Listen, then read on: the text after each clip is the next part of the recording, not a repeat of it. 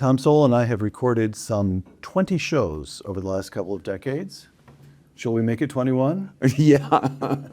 Thomas Sowell on Uncommon Knowledge now.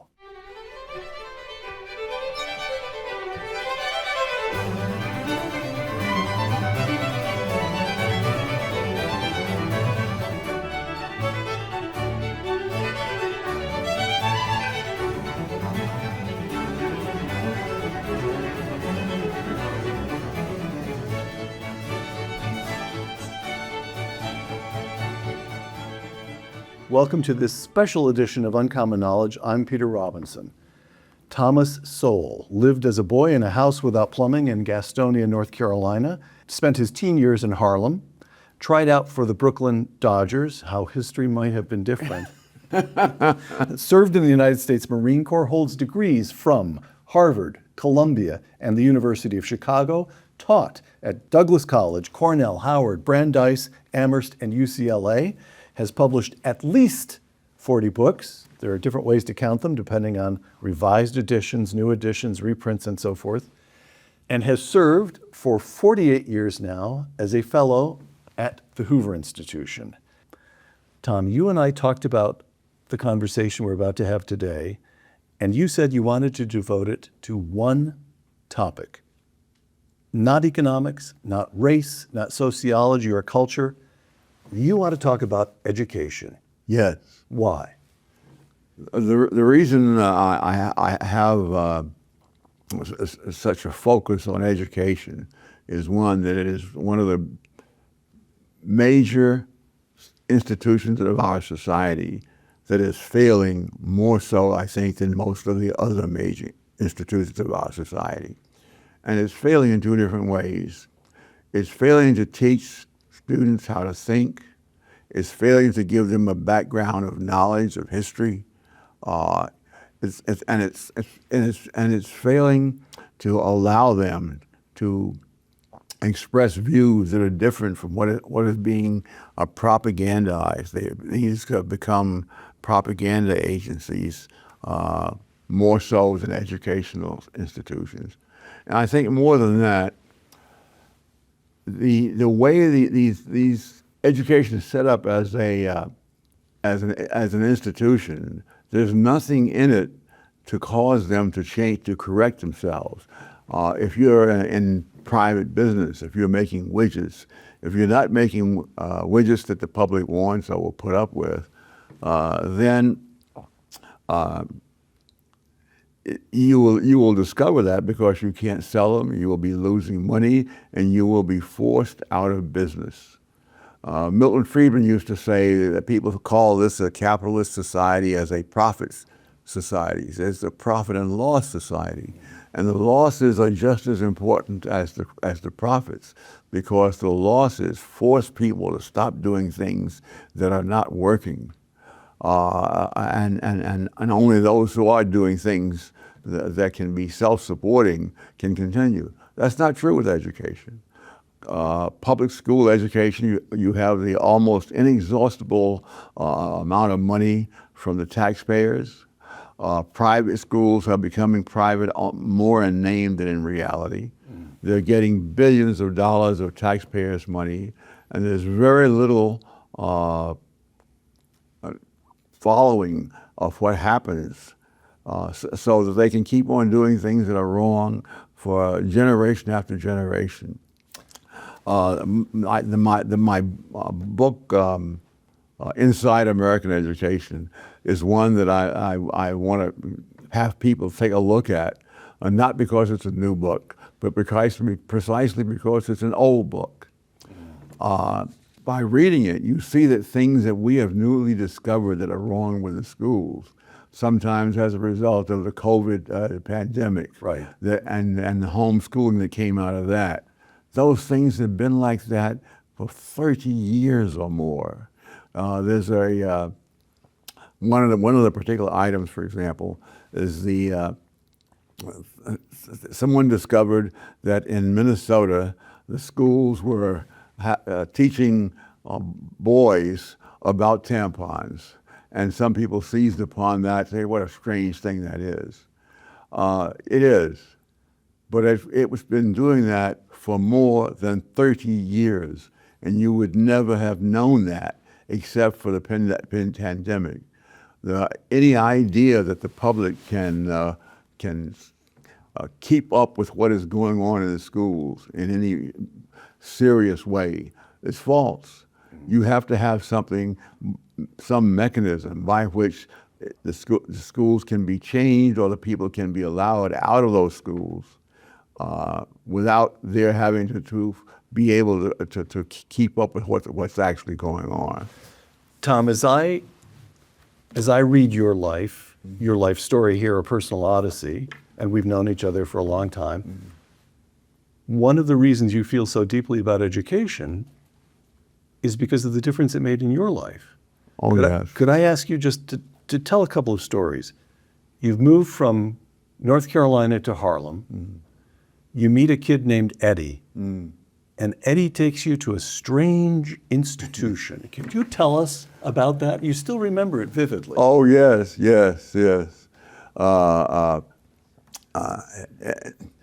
Eddie came from a much better educated family than I did, but my family appreciated education, and therefore, even before I arrived in New York, they had picked out Eddie as someone that I must get to know because he can tell me things that they don't know and introduce me really to parts of the world that they're not familiar with. And the first thing he did was take me to a public library. You know, I came into this big building with enormous numbers of books. I wondered, why am I here? I don't have enough money to buy one book. I was already thinking like a Chicago economist. And his explanation it was hard for me to understand, but he eventually convinced me to reluctantly take out a library card and to borrow a couple of books. And since I arrived in the summer, I had no school to go to. There were no kids nearby, and so I started becoming a reader. And after a while, it became a habit, and I had no idea at the time what the significance of this would be. But without that, the rest of the story would not have been the same. Have you ever given any thought to how your life might have turned out if you had stayed in North Carolina? I try not to think of that. All right. That bad? Yes. All right. There was a reason why blacks were moving out of the South by the millions in the first half of the 20th century. And they understood that there was not much point staying to try to change the minds of the people in the South. You simply take yourself out of the South. Now, older people had connections that couldn't do that, but a disproportionate number of younger people just left the area, and that had a major effect on their income and other opportunities. Right. You went on to you developed the habit of reading. We're compressing this just a little bit. You developed the habit of reading.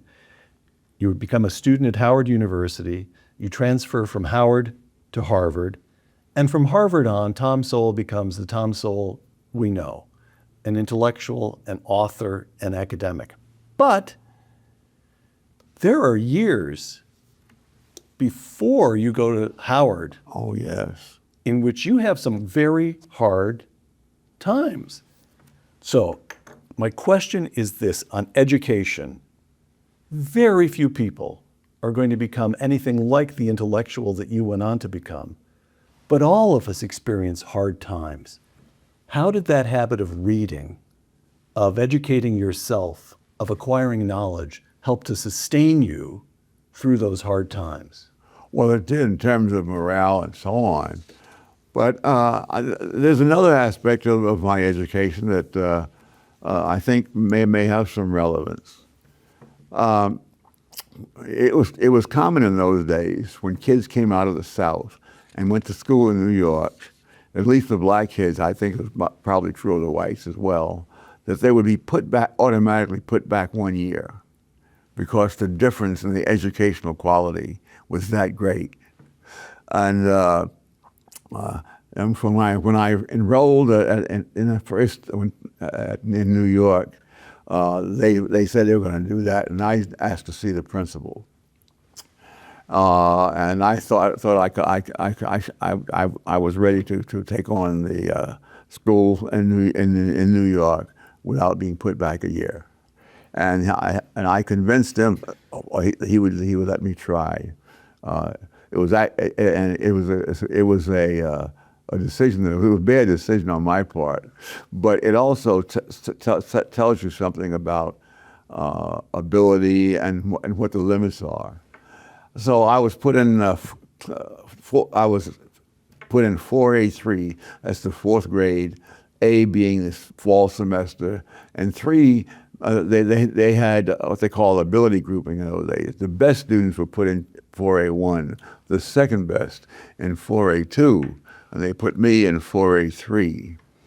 And I found I couldn't do the work. You couldn't keep up. I couldn't do the work. Having been one of the best students in my class in North Carolina, I was now the worst student in the class in Harlem. And whoever was next to worst was probably a lot better than I was. And I can remember at one point actually crying over my homework because I was just absolutely stunned. And of course, when I turned to the adults for help, they said, we don't have any kind of education that enables us to help you. And so it was a real struggle.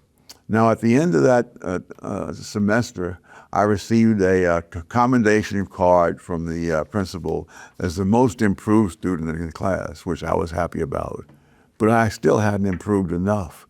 So when they promoted me, where I would normally have been go from 4A3 to 4B3, right. They put me in 4B4, the lowest class, because I still had not caught up.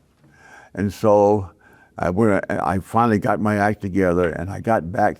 I went to 5A3. So now I'm up there with only the third lowest students. Right. And so it was only after that I made it finally to 5B1. But it's a year and a half to do that. And so despite what the success I had in later years, the fact is that mere raw ability by itself only goes so far. And I think a lot of what is being said doesn't take that into account. The work, the decent schooling, dedicated teachers who know their jobs, it all still matters no matter how bright the kids are. Well, that's true, but it's also true that the difference between Charlotte and New York was huge. Right. And moreover, in later years, when I'm doing research on IQs, I happened to come across the IQs for the kids in that school at the time that I was in that school. Their average IQ was 84. Really? Yes. And now I go on. And so at the end of the 6th grade in the elementary school, I was then assigned to a predominantly white junior high school. And now I entered at 7A1. And it so happened that in this school, there was also a different class called 7AR, and that was the rapid advancement class. And that was the class for students with IQs of 120 and above. And someone in the school personnel decided they would find out if there were any kids who had IQs over 120 who were not in that class already. And they discovered that there were 4, and I was one of them. And so despite that, I had to struggle for a year and a half to catch up with kids whose IQs were 84. Now I go into the 7AR, and I remember the first math exam there. When the teacher brought back the corrected things, he said, I didn't think this was a tough exam for a class like this, but only one person made 100 on it. And his name was, and he starts going through the things trying to find it. His name was, and being something of a wise guy, said, Thomas Sowell. He said, yes, that's the name. Oh, really? But the point is that, so here I am. I had trouble keeping up with kids whose IQs were 84 until I finally, a year and a half later, gotten up into the top class. And yet, when I went at that point, I could then go anywhere and do anything. So as you have demonstrated pretty amply in the years since, you have a first-rate mind.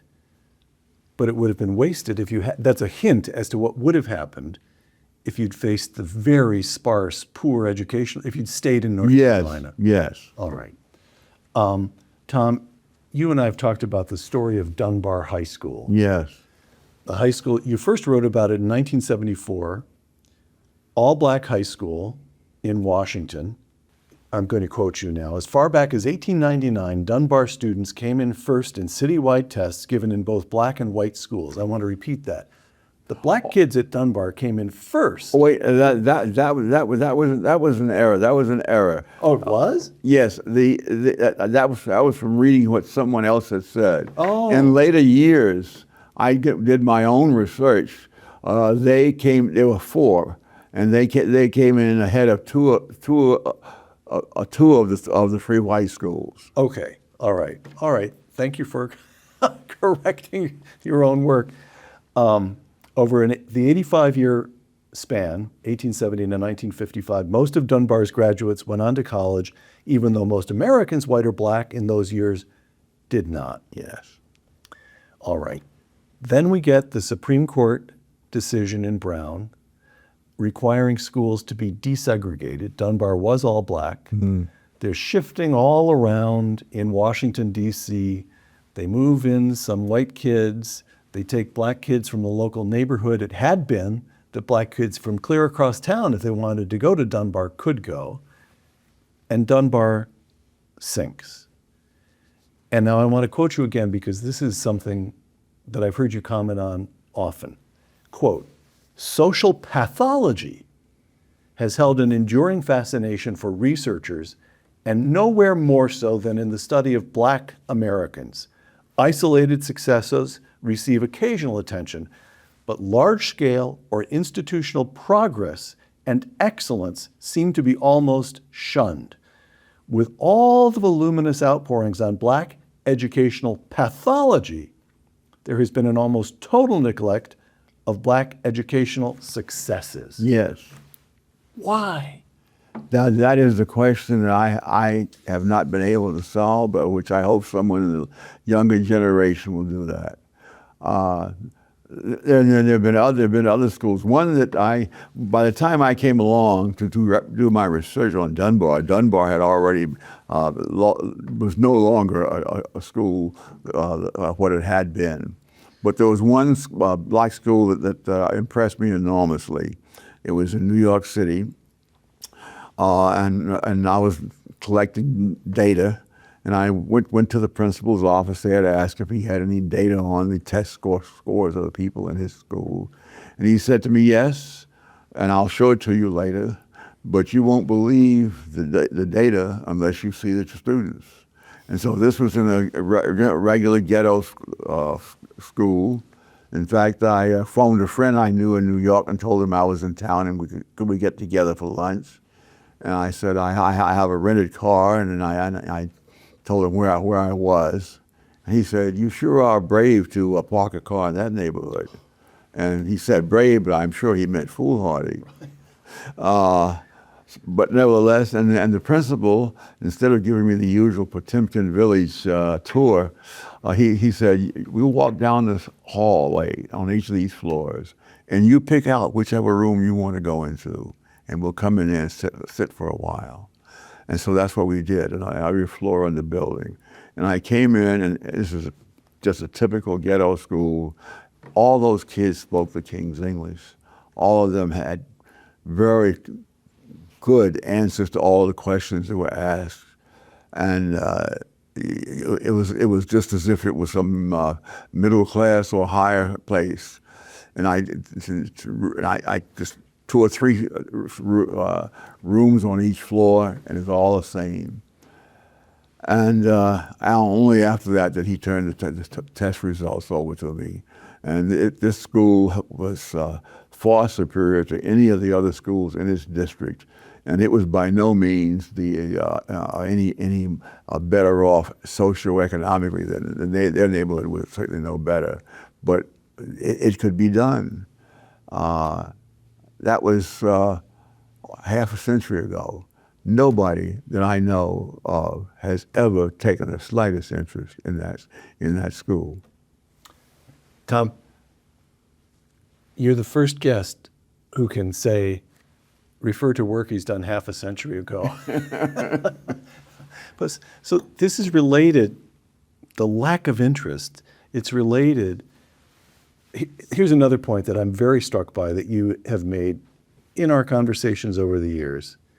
And that is that from emancipation, from the end of the Civil War to before the Civil Rights Acts and before the Civil Rights Movement of the 1960s, you've got a century, a clean century, a pretty clean century, 1865 to 1965. And do African Americans remain immured in the status of former slaves? No. They get educations. They're making tremendous progress. Of course, they stay behind blacks, but there is demonstrable progress. The black family, by and large, remains intact. And there's progress of all kinds in that century. Or I'll put it, Condi Rice and I went down to Birmingham, Alabama, about a year and a half ago, and we did a show there on Birmingham, and we did a show because it was the 60th anniversary of Dr. King's, the so-called Youth March, when kids from high school and so forth marched in Birmingham. And I went down there thinking that Condi and her generation, who'd gone from segregated Birmingham to lead big, of course, Condi's a special case because she's former Secretary of State, but she made the point that from her neighborhood, lots of kids did well. I went down there thinking that they were the heroic generation. And of course, those achievements are enormous. But I decided that their parents and grandparents were the heroic generation because they had gone from zero education as emancipated slaves. In 3-4 generations, Condi's father and mother were both teachers. Condi took me back to her neighborhood and she said, in this neighborhood on Saturday afternoon, you'd have seen little kids playing. But on Saturday morning, I had my piano lesson. The little kid across the street had a French lesson. All the kids were kept in to be educated. Okay. And yet this heroic, to me, a heroic century has just disappeared. It's gone down the memory hole. We don't have historians writing about that. It's a missing century. Why? I don't understand why. Why isn't that part of our history? I think a good part of it would be that it would undermine the things that people are doing now that are supposed to be advancing the people who are low income and less educated, and they want to take credit for the progress that's been made, as if it all started with the 1960s. And I mentioned the place in Brooklyn, but I mean, Dunbar High School, to give you some idea, out of Dunbar High School, there came the first black man to graduate from the Naval Academy at Annapolis, the first black general in the Army, the first black cabinet member, the first black man to become a full professor at a nationally known university. I think I've left out one or two, but there was also a doctor who became internationally known because of his work on blood plasma, which apparently came in handy during World War II when there were a lot of injured people in Britain who needed blood plasma. And again, no one. I know of nobody who's followed up. There have been two books that I know of written about Dunbar. One by a former teacher, and the other, but there was not. The former teacher had some data in her book, but nobody since then. And when I wrote it, I thought, of course, the whole educational effort following from the 1954 decision by the Supreme Court was that separate schools were inherently unequal. And it so happens that Dunbar High School was located within walking distance of the Supreme Court that declared its existence impossible. Whether the Chief Justice Warren believed that himself or not, and he takes this picture that you see that blacks, because they're kept out of the white high schools, this will so affect their picture of the world and themselves that it will be a big educational handicap. Now it so happens I went to one of those segregated schools in the South. There were no white people in our neighborhoods. There were no white people in our churches. There were no white people in our places where we played. If we'd found white people in the school, we would wonder what the hell was going on. But just one false assumption like that can, for years, decades now, keep the truth from coming out, because people get a vested interest in that. Whatever people paid any attention at all to my work on Dunbar High School, and there were very few, spent their time trying to discredit its relevance. So those were middle-class people. None of them cited a speck of evidence that they had any idea of either the income or the occupations of the parents of those kids. Now it so happens I did have some, and it was not. There were some multiple number of kids whose mothers were maids as compared to those whose fathers were doctors. Right. And that was true back in 1895. When they bested two of the three white high schools. And so what you have among intellectuals of all people is a notion that there's some set idea, and anything that goes against that idea, they're not interested in pursuing it. Got it. Your 2020 book, Charter Schools and Their Enemies.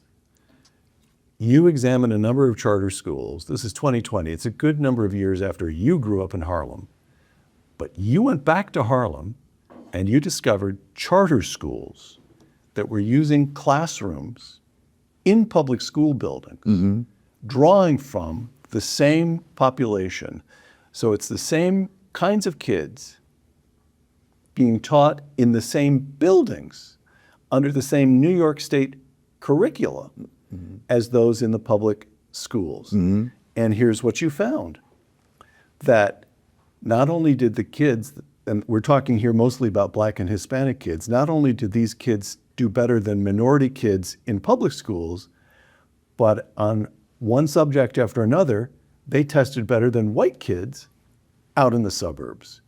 So you discovered what you've always known, but you bring forth evidence, and you have appendix after appendix with test scores. All the evidence is in the book, the 2020 book, Charter Schools and Their Enemies. We know how to educate little Black kids and little Hispanic kids and give them an opportunity. And here is why it is called Charter Schools and Their Enemies, because the charter schools were under intense political pressure from liberals. And you note that Mayor Bill de Blasio, then mayor of New York, had ended the expansion of charter schools. He put the charter schools under pressure. So I'm going to quote you.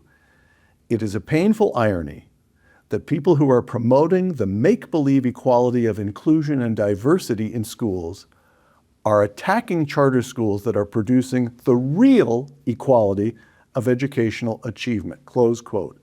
Again, what's going on? Why wouldn't liberals embrace and celebrate and try to promote charter? Why wouldn't everybody attempt to celebrate this result? Well, for one thing, their whole vision of the world is one in which the government has to step in and rescue blacks, and the liberals preempt the decision making of blacks and of other groups in the past who have been low income and having difficulties, and it will never occur to them that those people know their own situation far better than any liberal knows it. One of the people who has written about this is a man who graduated summa cum laude from Harvard.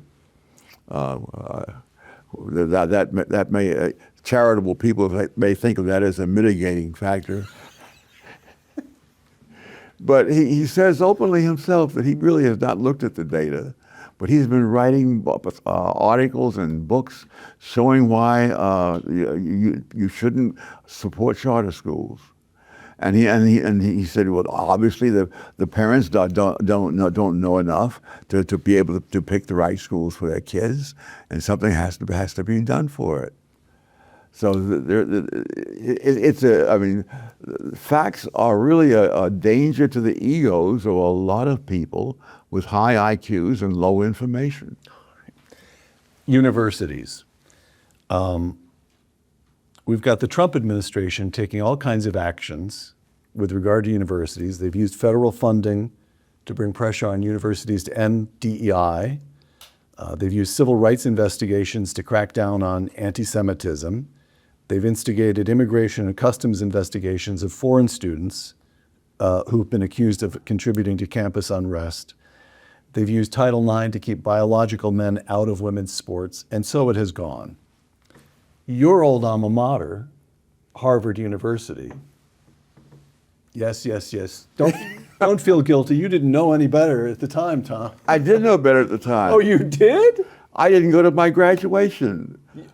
I gave them my forwarding address and left. Send the diploma to me when you get to it. Yes, and I've only kept in touch with one person, is a roommate of mine in Harvard. I've never gone to any of the annual class reunions, or even when I was living at one year, a 30-minute drive from Harvard. All right. So let me quote the president of Harvard, current president of Harvard, Alan Garber, who was at Stanford for many years. This is an interview he gave last spring. The administration's measures don't even hit the same people that they believe are causing the problems. Why cut off research funding? Sure, it hurts Harvard, but it hurts the country. I don't know what Trump's motivations are, but I do know that there are people who are fighting a cultural battle. They don't like what's happened to campuses, close quote. All right. So let me ask the Harvard man, does the president of Harvard have a point? The Trump administration is using crude instruments. Whatever instruments that they're using, they should use more of them. Really? Yes. Again, getting back to what Milton Friedman says, that the losses are as important as the profits. That the big problem with universities is that you very seldom, almost never, find a university going out of business. No matter how bad they are, the money keeps coming in. And as far as research, there's no reason in this world why research can't take place in places other than universities. In fact, I strongly suspect that most research, whether to find cures for cancer or anything else, is going on to a great extent outside of universities already. And so there's nothing indispensable about what universities are doing.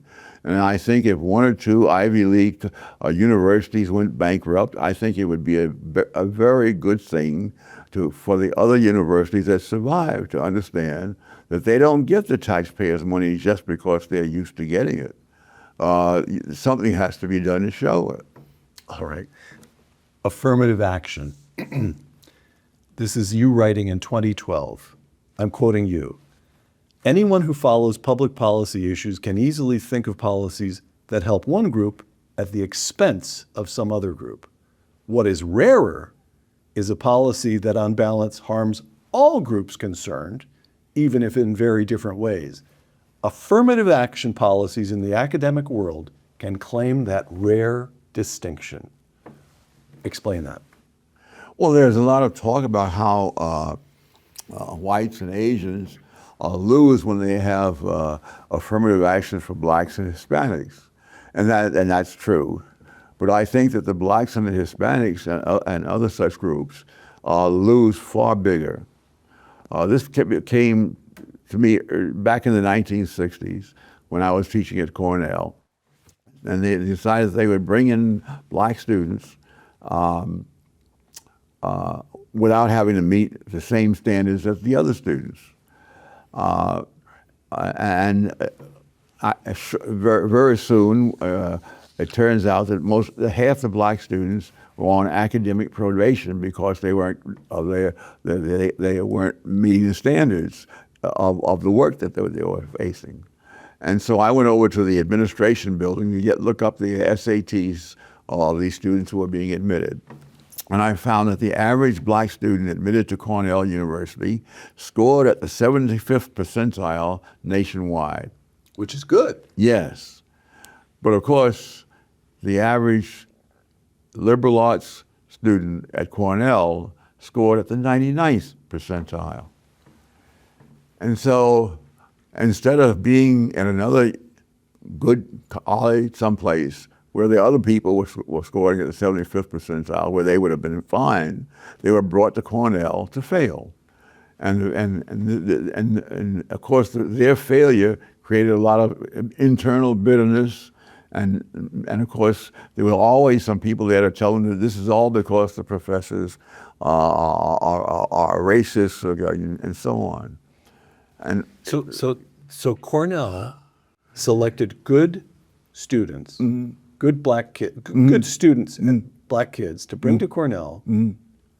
So they could fail at Cornell rather than succeed somewhere else. To spend 4 years teaching them to feel inadequate. And I strongly suspect most of them never graduated. Oh, really?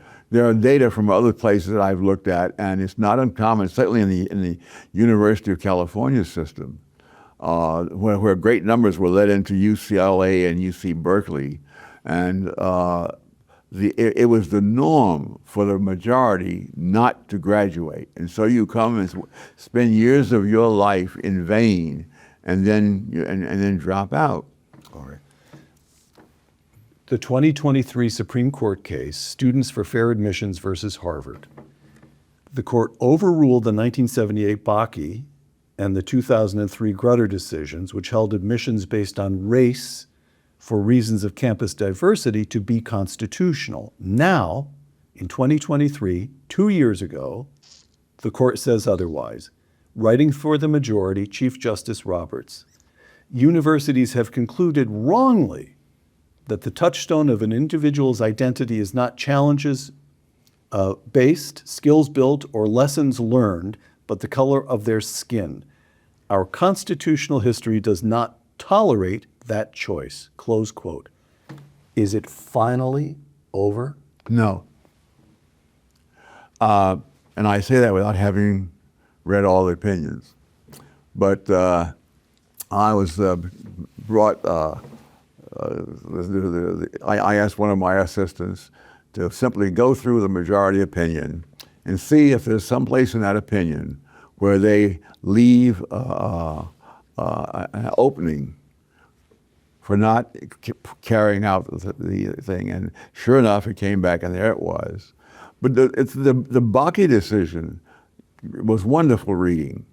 It was wonderful reading until you got to the point where they essentially said, you cannot have racial quotas if you call them racial quotas.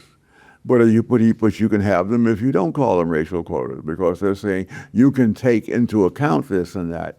That if someone has an essay that they submit and refers to the fact that they grew up in a ghetto or barrio or whatever, that's there, and that's in the Chief Justice's opinion. And In this decision 2 years ago. yes, that's right, in the most recent decision.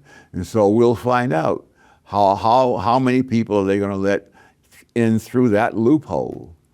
But I thought it was strange that Harvard, with his $50 billion endowment, could not hire their own lawyers to think of how you can get around this, and to have the Chief Justice of the United States offer a helpful hint.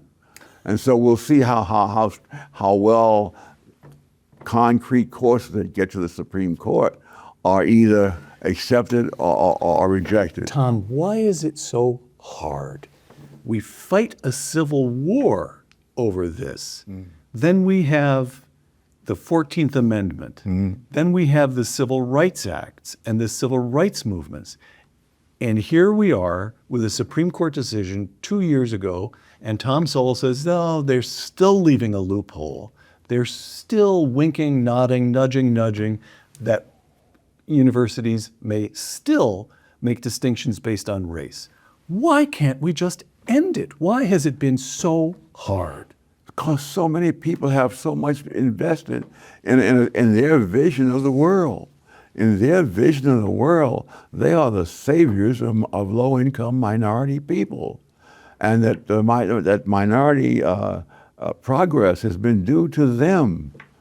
And now to come along and have it say that it's not so, and that the remaining problem are all due to racism. Now, the one that gets me is when they say that due to slavery, a black family was not established, and then therefore you have all these black families where there's no father present. Right. So Tom, here's the argument, still in the air. And the argument is that the black family is under pressure.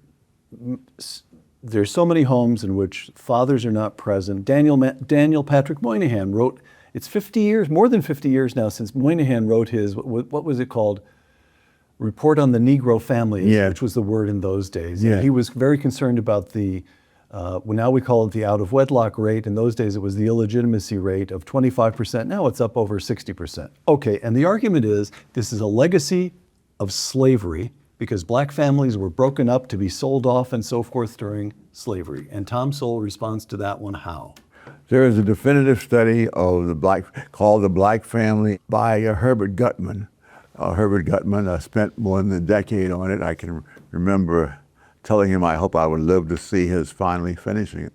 And he showed that was utter nonsense.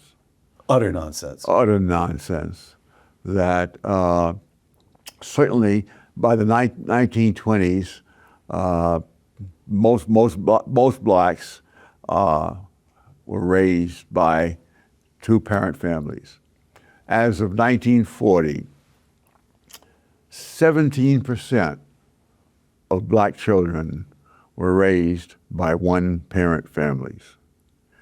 Over 80% in two-parent families. That's in 1940. This is before all the wonderful things that people take credit for in the 1960s. And after the 1960s, and later on in that century, the 68% of black children were raised in one-parent families. 4 times as many. And if you look at other things, you find the same things. When you compare the rhetoric with the hard data, you find that they're opposite. You find that outside the racial area as well.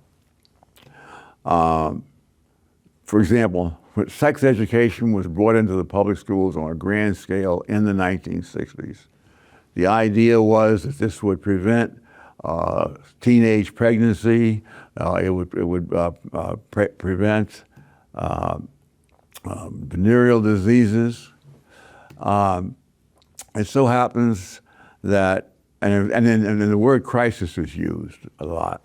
It so happens that syphilis and gonorrhea in 1960 were far lower than they were in 1950. It so happens that I think you may have misspoken there, or I misunderstood. They were in 1960. They were lower than they had been a decade earlier. that's right. Oh. So now instead of there being this crisis of I a see, rising I see. venereal disease and teenage pregnancy, there was a falling rate of venereal disease and a falling rate of teenage pregnancy until they brought in the sex education. I see. And more generally, that as the schools began to become places where they took on tasks such as teaching kids to have different sexual ideas and so forth, and all those sorts of things, which they are liberating the children from their parents and so on. I have some data here that in 1950, the rate of suicides among children 15 to 19 years old was 3.5. I don't know whether that's a percent. It's not. It can't be that. But the rate was whatever the other number was, but it was 17.9 in 2020. And so all the things that were going right until they came in with their solutions started going wrong. And that was true in this other area. It's true that among blacks, the homicide rate of black males in the 1940s declined by 18%, and then declined again by 22% in the 1950s. And in the 1960s, we had this great revolution in the Supreme Court, where all sorts of new rights for criminals were found in the Constitution, which no one had found before. And from mid-1960 to mid-1970, the homicide rate doubled after having gone down every decade for 3 consecutive decades. So, and one of the great tragedies is that people who are devoted to a particular set of ideas don't want any other ideas in. They're not about to want a debate because it's a debate they're going to lose. Tom, let me give you 2 quotations, if I may. Here's Lyndon Johnson in 1965, at the very beginning of the civil rights legislation, the civil rights movement, and so forth. Lyndon Johnson, President Johnson, you do not take a person who for years has been hobbled by chains and bring him up to the starting line of a race and then say, you are free to compete with all the others. It is not enough. Well, there you have a statement of the sort of goodwill involved in affirmative action and all these various programs. We need to give African Americans a head start. You can't just bring them up to the starting line. Now here, 1 century earlier, is Frederick Douglass speaking. Everybody has asked the question, what shall we do with the Negro? That was the word in those days. I have had but one answer from the beginning. Do nothing with us. If the apples will not remain on the tree of their own strength, if they are worm-eaten at the core, if they are early ripened, disposed to fall, let them fall. I am not for tying or fastening them on the tree in any way. And if the Negro cannot stand on his own legs, let him fall also. Close quote. That sounds, to modern ears, that sounds very, very harsh. If you had to choose between Lyndon Johnson and Frederick Douglass, what would you choose? It would be Frederick Douglass all the way. Frederick Douglass, as you probably know, was born a slave. He escaped. He educated himself and made his living writing, including books, as well as newspapers and so forth. And it's hard to see how, well, one of the things, one of his books, for example, was recently reprinted in recent years. Mm-hmm. And the irony in it was that there are all sorts of footnotes added to it, you see, because the language he uses, this man who probably never spent a day in school in his life, the language that he uses and mastered has to be explained to our expensively undereducated students today so they'll know what he's referring to. It is such a painful irony. All right. Tom, I've heard from several people whom you know and mostly admire. I think a few of these people you've tangled with over the years, but that's you. There are very few people you haven't tangled with over the years. I myself try to stay on your good side. I work very hard at that. But I've got a few questions for you from other people. George Will, in your 95 years, you have seen many end-of-time apocalypses come and go, from automation will produce chronic unemployment to resource depletion will impoverish the future. Now we hear the claim that artificial intelligence will make human beings obsolete. How should we think about AI? Am I, George Will, a dunce because I think the locution artificial intelligence is an oxymoron? Wow. There are a lot of things, but my own experience with artificial intelligence has been somewhat negative. Really? Yes. There are people who go on YouTube and they have simulated my voice. And they have had this simulated voice saying things that I never said, things that are the opposite of what I've ever said. I gather that one of these things originates as far away as England. Fortunately, I have an attorney in New York who has taken up the matter, and we've had about half a dozen of them removed from YouTube. But this is the kind of things anybody can be imitated, and the imitation sounds plausible. Charles Murray. All right. America in 1789 was unique geographically, in the characteristics of its self-selected population, and in its position at the apogee of the Scottish Enlightenment. Hypothesis, this is Charles writing. Hypothesis, the creation of a limited government was a one-time event, never to be repeated. What we have seen over the last 60 years is not a setback from which the American experiment can recover, but a downward spiral that was inevitable after the Supreme Court decisions of 1937 to 1942. Charles asks this question: are we doomed? Wow. I hate to be definitive. I take some consolation that all of us are fallible. Even Charles? All of us are fallible. And so I offer my opinion with that caveat. I do think that there is a very serious chance that we are doomed, because we have institutions for people in pursuing their interests are destroying the larger interests of the whole society. These people who are coming around shooting people and calling them fascists and so on, these people are so ignorant that they don't even know what the fascists are doing. Charles Kirk went around talking to people, trying to convince them. Fascists don't do that. Fascists shoot people. What is your definition of socialism? Well, in the theoretical, the abstract, or the practical?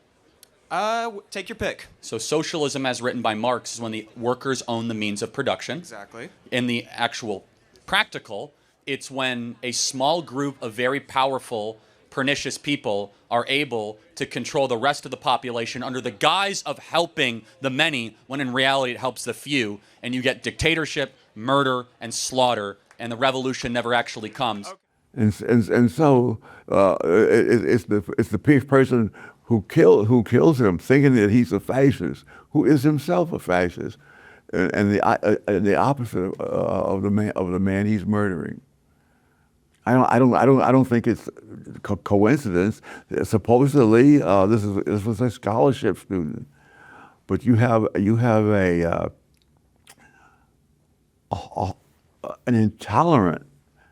intolerant universities are the norms. People who go around trying to give talks on universities, and there are many others, and they're kept from doing so by mobs. Professors who have spent a lifetime studying some subject in great depth, like Stephen Thernstrom at Harvard, who was editor of the American Ethnic Group Encyclopedia. He had to stop teaching because people were making it impossible for him. And if you look at the history of what these people have been doing, and some of that history is in my book from 30 years ago, Inside American Education. It's horrifying. Tom, may I take a stab at cheering you up a little? It's a monumental task, but go ahead. All right. So we've already talked about the Trump administration. Makes me a little queasy because it feels to me as though they're going at some of these universities with a sledgehammer. Your view is, let them do it. But the DEI infrastructure has been very substantially dismantled? Or renamed. Well, all right. But at least there's some kind of visible attempt to... What percentage of the people who are in that are no longer in that? I no longer have a job. Well, I know at the University of Texas, of course, the short answer is I don't know. And I'm sure that university administrators, their impulse is to reshuffle people around. But I know at the University of Texas, the Texas legislature made DEI illegal and required the university to fire these people, and then held hearings to make sure that university administrators were doing so. So there's at least one case where the legislature, which is in charge of a great public institution, said enough of this, and seems to have done so with real rigor. So there's one case. And I think Florida as well. Florida as well, correct. And here on charter schools, I looked this up. Since you published Charter Schools and Their Enemies 5 years ago, more than 500 new charter schools have opened around the country. And the number of states with school choice legislation, which makes it easier for parents to choose charter schools, private schools, and so forth, has risen in these 5 years from 18 states to 30. Mm-hmm. Hopeful? I'm all for hope. Okay, you're full of hope. Are you feeling? Have I cheered you up? Well, let's not ask for miracles, but all right. But I think in New York, fortunately, we had Mayor Bloomberg, who was favorable to the charter schools, and he allowed them to move into vacant buildings. And he was followed immediately by as mayor by Bill de Blasio, yes, who was totally against it. He did everything he could against the charter schools. And in California, there's a law which states that charter schools cannot suspend or expel a student for creating problems in the school. Now, that law can't even offer a pretense of doing something that is educationally worthwhile. It is doing something that is worthwhile to keep the charter schools from attracting more people out of the teachers' unions, which are paying millions of dollars to politicians' campaigns. And so we have an institutional situation in which teachers' unions collect billions of dollars in dues, and then invest millions of dollars around the country to politicians who will protect the teachers' unions from competition. It is a straightforward racket. Yes, that's right. It is not a. I mean, schools. We think of them as noble places. Their goals are noble, but it's amazing how many people will sell that down the river. Tom, a question from someone you won't know. A young man called Ariel Von D. Let me tell you about him. A number of years ago, I received a letter out of the blue, postmarked Ghana. And it was from Ariel Von D. And he told me how much your work meant to him. So I got together about a dozen, your assistant helped me get together about a dozen of your books, and I shipped them off to him in Africa. And Ariel Von D has a question for you. A deep-seated discontent for political leadership across Africa has resulted in a wave of coup d'etat in recent years, particularly in West Africa. People are even open to the Chinese style of government under communism. I do not think either coups or communism can happen without bloodshed. What would your counsel of wisdom be for political leaders and young people in West Africa? How can we turn our nations to prosperity while keeping them democratic and free? Wow, that's a very, very tough one.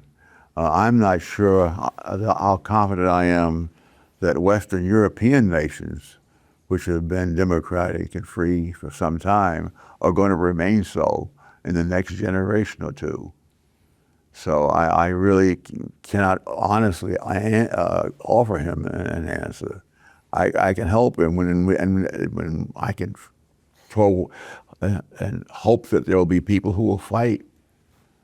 But one of the reasons I've recommended the old book of mine is that it makes... Which one, Inside Higher Education? Which book? Inside American Education. American Education, yes. Because it shows how hard it is for people to even know what is going on inside educational institutions.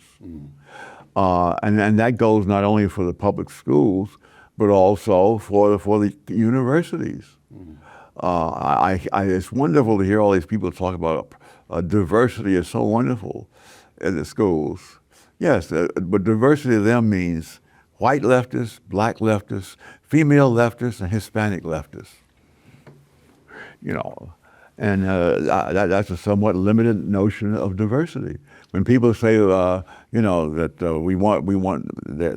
there needs to be more diversity, and I ask them, how many Republicans are there in your sociology department? Often it is. I don't think I've ever heard an answer as large as 10. Right. Two more questions. Condoleezza Rice. Tom, you've devoted much of your work to our failings, especially to the failings of our education system. But like you, Condi, I'm an academic, and I know that you have to possess a certain basic optimism to remain productive. And no one has been more productive than you. What gets you up in the morning? What are you optimistic about?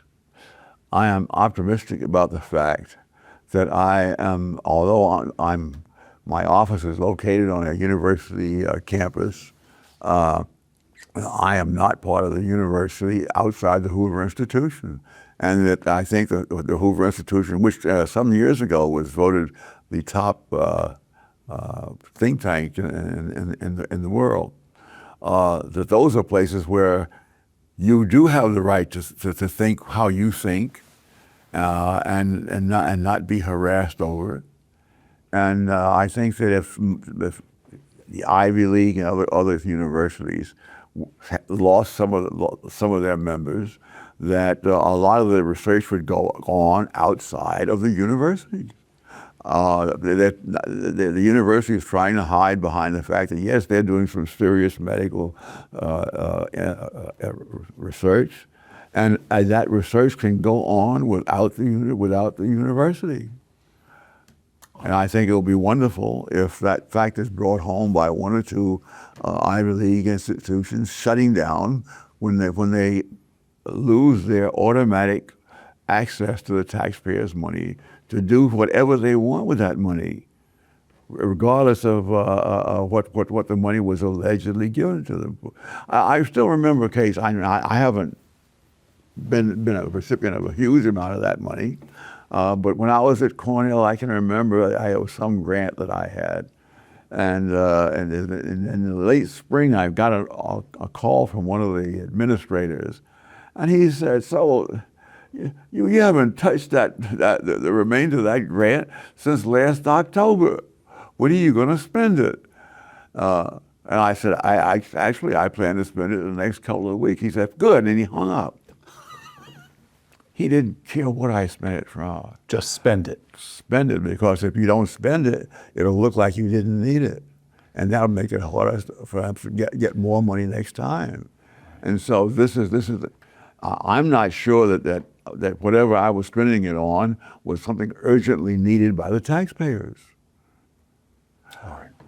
Tom, last question.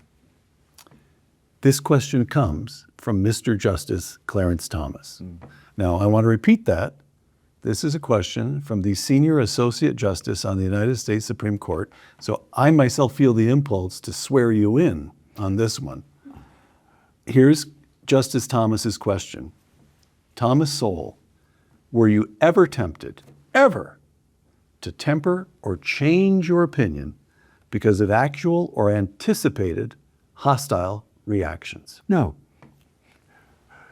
And there's a reason for that.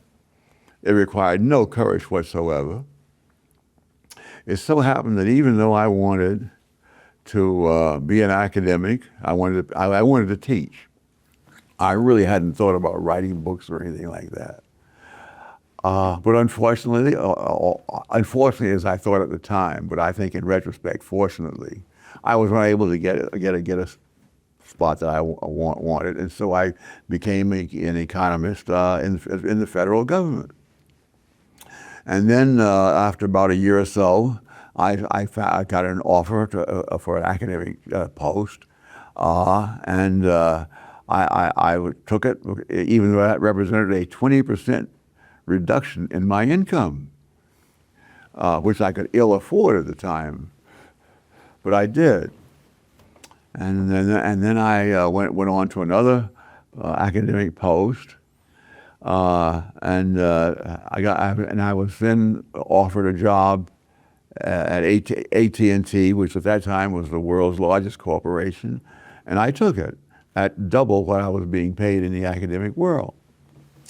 And when I later decided I would go back to the academic world and finish my PhD, I was told, listen, anytime you want to come back, you're welcome. And so I got into, you'd be surprised to learn that I was controversial at Cornell. And I was told by one of the other assistant professors, I was an assistant professor on a 3-year contract, that my contract was not going to be renewed because I had really rubbed some people the wrong way, you see. And I let them know that, and I said, well, since, in fact, it was said to me before by one of the people who had power that these are the people who are going to be voting on whether your contract gets renewed. And I said, well, since I make my decisions as I see fit, I assume they'll make their decisions as they see fit. And I got up and walked out. And so I told this to my wife, and she says, what if you get fired? I said, I'll go back to the phone company. We can use the money. And she said, in that case, give them hell.